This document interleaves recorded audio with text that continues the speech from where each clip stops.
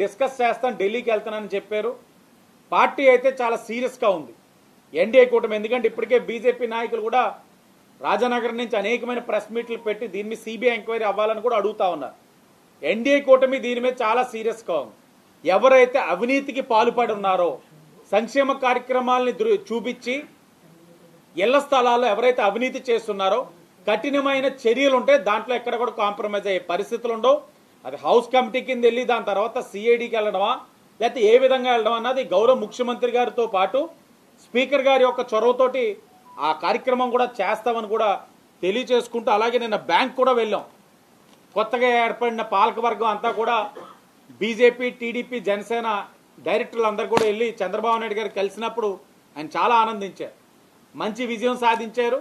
తప్పకుండా బ్యాంకుని అభివృద్ధి పదంలో ముందుకు తీసుకెళ్లమని చెప్పడం, అక్కడి నుంచి గౌరవ మంత్రి ఏదైతే ఉన్నారో ఆ శాఖ మంత్రి అచ్చెన్నాయుడు గారిని కూడా కలిసాం. ఆయన లేవనెత్తారు. ఏదైతే గతంలోని విపరీతమైన అవినీతి అయ్యిందంట కదా, నా దృష్టికి వచ్చిందని అన్నారు. ఆ అవినీతి ఏదైతే 1,70,00,000 అని చెప్తా ఉన్నారో దాని మీద 51 ఎంక్వైరీ ఇలాంటివన్నీ చిన్నవి. దానికి మించి ఎంక్వైరీ అన్నది ఇంకోటి ఉంది. అధికారులు దాని మీద చూస్తున్నారు, తర్జన భర్జన పడతా ఉన్నారు ఏ సెక్షన్ పెట్టాలని.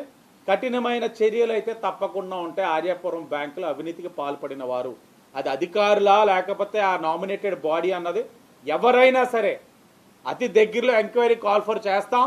అది ఎవరైతే అవినీతి చేస్తున్నారో వాళ్ళతో, అవినీతి ఏదైతే ప్రజలకు సొమ్ము దొబ్బు తిన్నారో వాళ్ళతో ప్రతి రూపాయి కూడా కక్కిస్తామని కూడా ఈ సందర్భంగా తెలియజేస్తూ,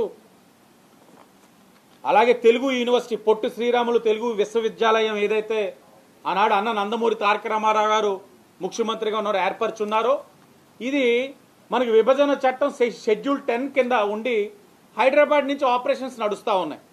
ఈ యొక్క తెలుగు విశ్వవిద్యాలయం యూనివర్సిటీ రాజమండ్రి, శ్రీశైలం, కూచిపూడిలో బ్రాంచెస్ ఉన్నాయి.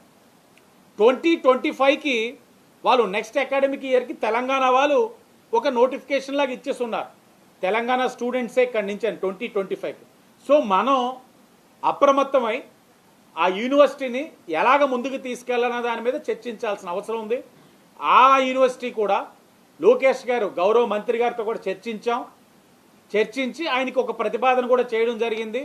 ఈ యొక్క ఏదైతే పొట్టి శ్రీరాములు తెలుగు విశ్వవిద్యాలయాన్ని రాజమండ్రి కేంద్రం కింద ఏర్పరిచి శ్రీశైలం, కూచిపూడిలోని బ్రాంచెస్ కింద ఏర్పరచుకొని పిల్లలకి ఏ విధమైన ఇబ్బందులు కలగకుండా త్వరగతిన నిర్ణయాలు కూడా తీసుకోమని